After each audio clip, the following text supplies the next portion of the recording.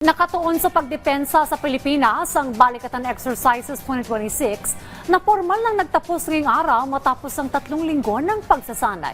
Pinagulat ni Patrick De Jesus. Sa pool ng Maverick air-to-ground missile mula sa FA-50 jet ng Philippine Air Force, ang decommissioned Philippine Navy vessel BRP Magat Salamat na nagsilbing target sa Joint Maritime Strike ng Balikatan Exercises kahapon sa Paway, Ilocos Norte. Pinuntirya pa ito ng General Purposes Bombs na inilaglag ng A-29 Super Tucano aircraft ng PAF. Kalaunan ay lumubog ang barko na layunin ng isinagawang pagsasanay. Bago nito, pinaputok din sa Balikatan ang Tomahawk missile mula Tacloban City Airport gamit ang Typhoon mid-range capability ng US sa kauna-unahang pagkakataon, kung saan nasa pool ang target na nasa Laur, Nueva Ecija.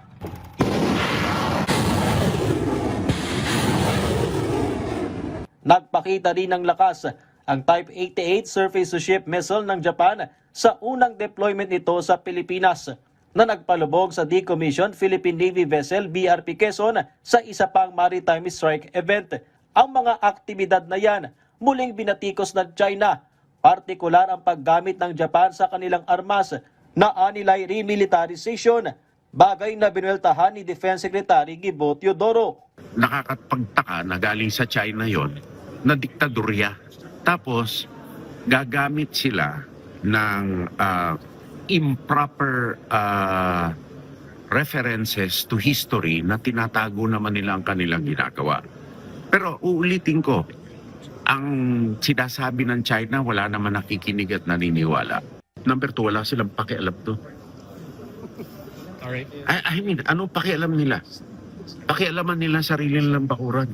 Nagtapos na ngayong araw ang 3 linggo ng Balikatan Exercises sa pagitan ng Pilipinas at Amerika, na ayon sa US Indo-Pacific Command ay nakatuon sa pagdepensa sa Pilipinas kasama ang mga katuwang na bansa na nilahukan ng 17,000 sundalo at may direktang partisipasyon ng Japan, Australia, New Zealand, Canada at France. Balikatan 2026 marks a strategic evolution from a bilateral exercise to a full-scale, multinational mission rehearsal for the defense of the Republic of the Philippines. This growth reflects the dangerous security environment we live in, and it also requests the sovereign choices of partner nations. Dagdag ng US Indo-PACOM, ang mga bantang nararanasan sa rehiyon ay dahil sa agresyon ng isang kapitbahay na nakikita sa West Philippine Sea at buong South China Sea. We see that backed up with force.